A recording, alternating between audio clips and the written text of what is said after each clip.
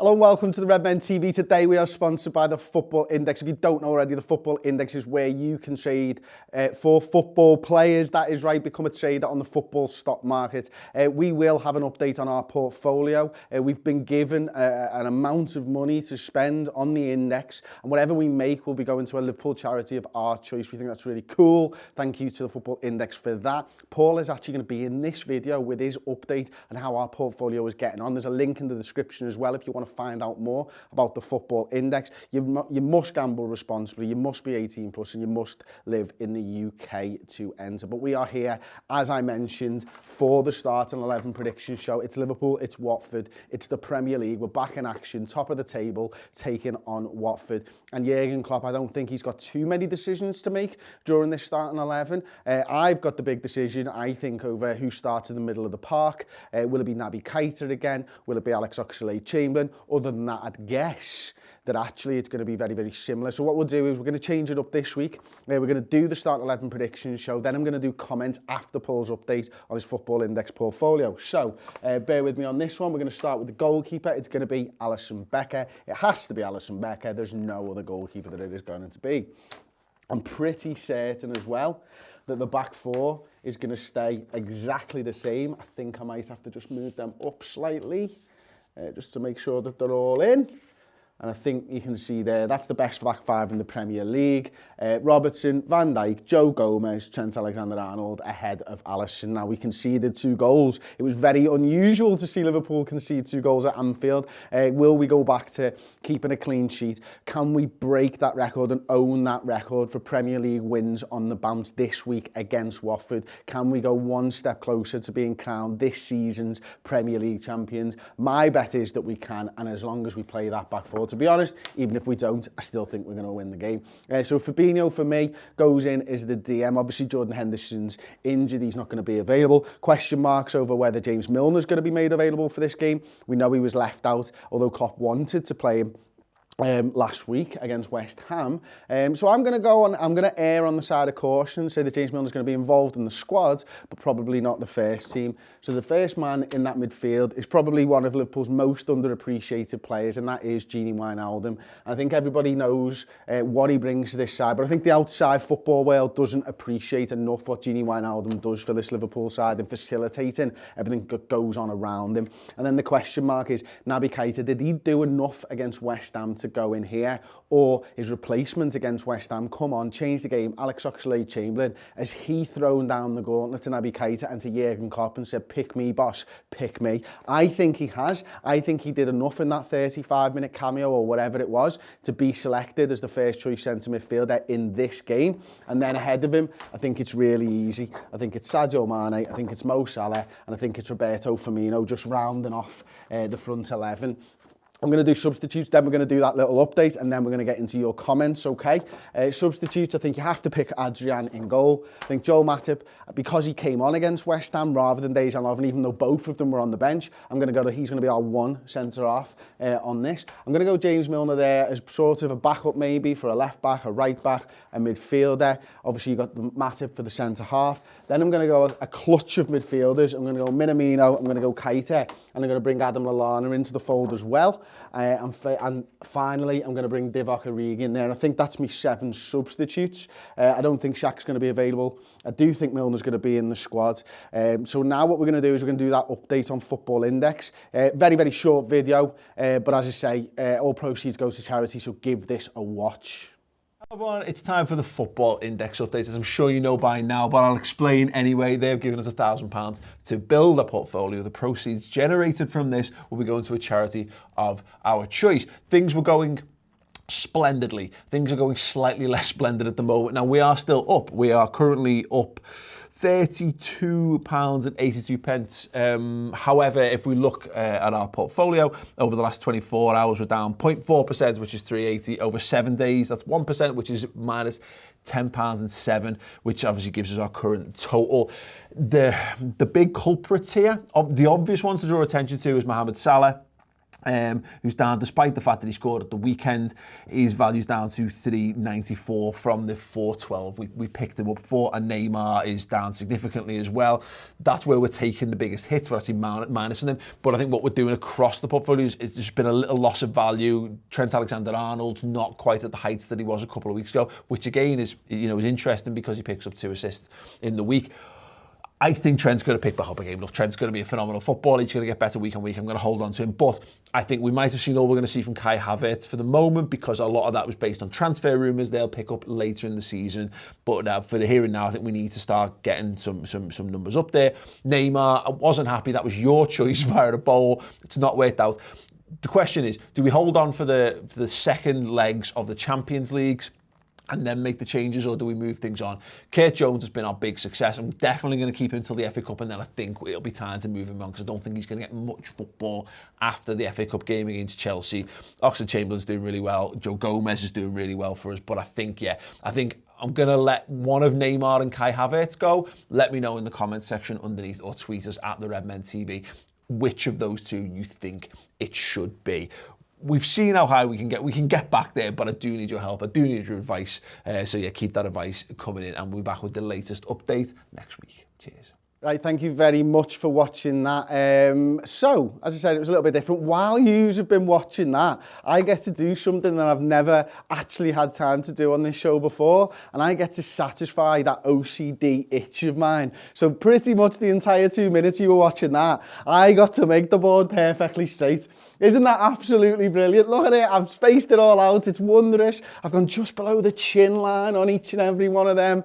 I feel really good, and I know that you're going to have to mess this up now by saying things like, James Milner missed training yesterday, Chris. If James Milner did miss training according to the Express yesterday, I'm going to have to slot James Milner out, and then I'm going to throw Dejan Lovren in there, who thankfully has got about the same size head as James Milner. Does anybody think, Tom, that it's not going to be Alex Oxlade-Chamberlain, it is going to be Naby Keita? Do we think that he needs that run of games? What are we looking at? Yeah, I mean, the main comments have been about the midfield, as you'd expect. So Jai, 8-star, says, Keita still, I think he will perform better than he did last time and prove he has a spot in the team. And I think you're probably right, to be fair. I think, we're not about... I don't want to throw the baby out with the bathwater on Naby Keita. I really like Naby Keita. I really want him to succeed. I just think that Ox played really well when he came on and probably deserves to start. Plus, he'd been playing the last couple of weeks on that left-hand side for Mane, so he got into a little bit of rhythm and stuff. But if you think Naby Keita's ceiling is actually higher than Alex Oxlade-Chamberlain, then he does need a run of games, doesn't he? And we know when he gets that run of games, he gets up to speed and he's so direct and he does things that other midfielders for us are not able to do. His stats are phenomenal. They're off the charts in like XG build-up and all those types of things that you like to delve into during the week. And we know from his time over in the Bundesliga, we don't have packing stats for the Premier League yet, but his packing stats are absolutely ridiculous as well, which just means that he's cutting out players. He's getting the ball quickly to players up the field and cutting out defensive players. Obviously puts you into a better position to succeed. So I would like to see Naby Keita, to be honest with you. I would like to see him just given that opportunity to get up to speed. Is there anything else, anybody saying like Minamino or anything like that, Tom, or another comment we can talk about? Just adding on to that, Chris says start Keita to bring Ox's creativity off the bench late if we're struggling. So it's Ox's firepower later on into the game. And it worked so well against West Ham, didn't it? And I wonder whether they were... And I think it works both ways, to be honest with you. I think teams can, they can quickly work out what's going on. So if Liverpool set up and they've got Naby in the middle, for example, you get used to playing a certain way. So when you bring on a change of pace like we did against West Ham with Alex Oxlade-Chamberlain, he attacks in a different way, moves differently, his spatial awareness is completely different. So it's a different thing for somebody to deal with and you don't have the time to sort of build into it. He's fresh-legged, you're not, you've been chasing the ball for ages, holding on to a lead and all that type of stuff. So Ox looked really good when he came on.